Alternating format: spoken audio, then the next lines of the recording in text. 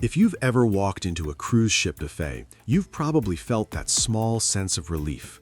Unlimited food, endless choices, all you can eat. It feels like freedom, convenience, and a big part of the cruise experience. But what most cruisers don't realize is that buffet dining comes with hidden risks that even trained doctors don't always talk about in simple terms.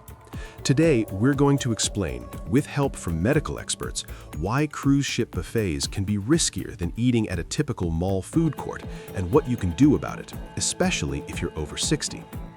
Before we get into the first point, if you want smarter, safer cruise tips, subscribe now and hit the bell. We post videos like this every week to help you avoid mistakes other cruisers never even think about. And if you've ever had a strange stomach moment at a cruise buffet, type buffet in the comments. We read every one of them. Let's start with the basics. What makes cruise buffets different from almost any other dining environment you've been in? Number 1. Shared serving utensils and cross-contamination. Doctors and food safety specialists agree that the more people touch a serving utensil, the more chance there is for bacteria and viruses to transfer. In a mall food court, meals are usually served by staff or passed through a counter. But in a buffet, every single passenger, hundreds or even thousands of them, touch the same tongs, spoons, and ladles. Even when cruise lines clean frequently, there's always a gap between uses. The takeaway here is simple. Use the provided hand sanitizer before every trip through the line, and avoid touching the utensils yourself when possible. Ask staff to serve portions if you notice large crowds. Number 2. Temperature control and the danger zone. Food safety experts define a danger zone between 40 and 140 degrees Fahrenheit. When food sits in this zone for too long, bacteria multiply much faster. On a cruise ship buffet, hot dishes may sit under heat lamps, and cold dishes might warm up simply because the room is warm with so many people. In a mall food court, food is often plated fresh and consumed quickly, limiting exposure time. What this means for you is look for food that is freshly replenished. If something has been sitting for a long time, it's better to choose an alternative or wait for the next batch. Number 3. Crowd density matters. Cruise ships are closed environments. Thousands of passengers are in close quarters, in hallways, elevators, dining rooms, and yes, buffets. When you compare this to a mall food court, people come and go constantly. There's no steady population living and eating together. That's important because pathogens spread more easily in a contained space with repeated contact. Seniors should be especially cautious during peak buffet hours like lunch and dinner rushes. Try off-peak dining times if possible. Number 4. Food turnover and refill frequency. Doctors tell us that buffet safety depends heavily on how often food is replaced.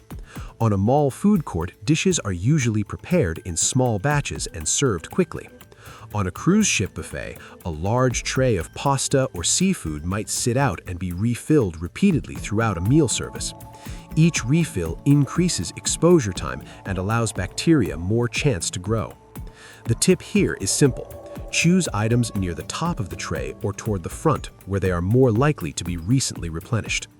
Number 5. Passenger behavior and hygiene.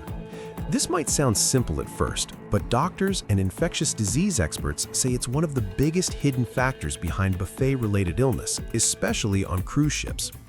Think about how people act in a buffet line. There's chatter, laughter, people reaching for dishes, sometimes hands brushing against railings or trays.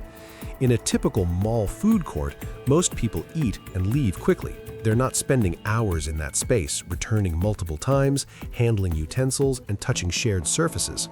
On a cruise ship, it's different. Passengers often treat the buffet like a social event. They go back for seconds, thirds, even dessert multiple times during a meal period. Every time someone returns to the line, they inadvertently increase the number of shared touch points. Plates, utensils, cups, condiments, even sneeze guards can pick up germs that linger. What doctors have observed, and what is supported by studies of communal dining behavior, is that the more frequently a person interacts with a crowded buffet environment, the more chances bacteria and viruses have to spread from person to person. Add to that the fact that cruise passengers often let their guard down on vacation. They relax, laugh, don't think twice about grabbing another roll or stirring their coffee without sanitizing, and suddenly you have a setting where hygiene really matters. So here's the real takeaway. It's not enough to just wash your hands once. Make it a habit every single time you approach a buffet line. Sanitize before you grab your plate and sanitize again before you sit down to eat. And if you see overcrowding or unattended items, consider waiting a few minutes before you enter the line. That small change in behavior, sensing the crowd, resetting your hygiene each time, can dramatically reduce your exposure to germs and help protect your immune system on board. Number 6. Norovirus and other gastrointestinal bugs. Norovirus is a notorious culprit in cruise scenes, and doctors have traced many outbreaks to self-serve food settings. This virus spreads easily when contaminated food is consumed, especially in close environments. That's one reason the CDC requires cruise lines to report gastrointestinal outbreaks, because even a small infection can spread quickly through a buffet line. In contrast, viral spread in a mall food court isn't tracked the same way because people are transient. To protect yourself, doctors recommend opting for meals that are plate-served when possible, especially if you notice any signs of illness on board. Number 7. Global pathogen exposure. Cruise ships bring together people from all over the world, different immune histories, different common pathogens, different food exposures. In a mall food court, most patrons are local or regional, and there's typically less variation in immune exposure. This global mix on a cruise increases the chance that a bug someone carries could find its way into a communal food setting like a buffet. This doesn't mean you should avoid the buffet entirely, only that awareness and cautious choices can reduce risk. Doctor recommendations include eating more cooked foods and fewer high-risk items like cold salads during buffets. Number 8. Food handling complexity. Buffet service food involves many steps: preparation, transportation, heating, display, cooling, and serving. Each step adds a potential risk point. Compare that to mall food court meals, which are often heated fresh and served directly by trained staff. On cruise ships, the sheer volume of food being moved increases the chance that temperature or contamination controls may slip, even with strict procedures in place.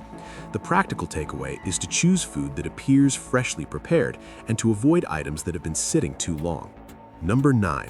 Surface contact and shared spaces. When you go through a buffet, you don't just touch utensils. You touch railings, plates, cup dispensers, condiment stations, napkin holders, and even other passengers' trays in tight spaces.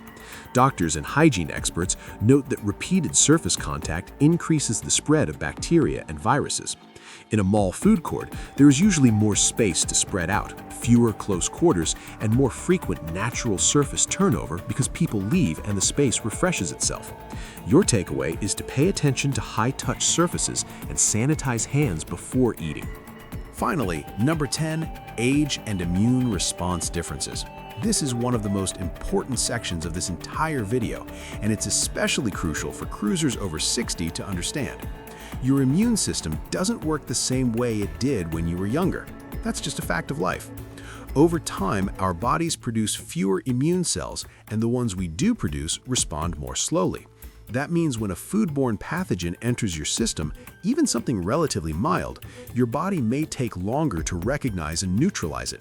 What might give a 25-year-old mild discomfort could cause a 60-year-old serious dehydration, intense cramps, or even a medical center visit. That's not fear-mongering, that's biology. Doctors specializing in travel medicine emphasize that seniors have a narrower buffer zone when it comes to dehydration and gastrointestinal upset. After age 60, your thirst response is not as sensitive, so many older adults don't realize they're dehydrated until it's already severe. That's why doctors always pair food safety advice with hydration advice for older travelers. You might think it's just a drink, orange juice, water, coffee, but in the context of a buffet where food sits out and bacteria multiply faster, every bite and sip should be considered with caution. Another important aspect is medication interaction. Many seniors are on multiple prescriptions for blood pressure, heart conditions, cholesterol, and more. Certain foods and beverages can interact with these medications in ways that reduce their effectiveness or increase side effects. For example, citrus juices like grapefruit can affect how some drugs are metabolized, which doctors have documented leads to dizziness or unexpected symptoms. That's why travel medicine specialists recommend sealed pasteurized drinks over open buffet options, not just for bacteria avoidance, but for medication safety too. So what does this mean for you? Doctors emphasize a few core strategies. First, choose safer food options, foods that are freshly prepared, fully cooked, and less likely to have sat in a shared environment. Second, practice diligent hygiene. Sanitize before and after every buffet visit. Third, pay careful attention to hydration, especially water, electrolyte replacement, and sealed beverages you brought with you. Fourth, eat during less crowded times, early breakfast, late lunch, early dinner, so you avoid peak exposure. Fifth, when in doubt, choose plated dining or made-to-order meals. And most importantly, listen to your body. Seniors don't bounce back from foodborne illness like younger adults do. A simple upset stomach can impact your energy, your hydration levels, your ability to enjoy excursions, and even your overall health for days after the cruise.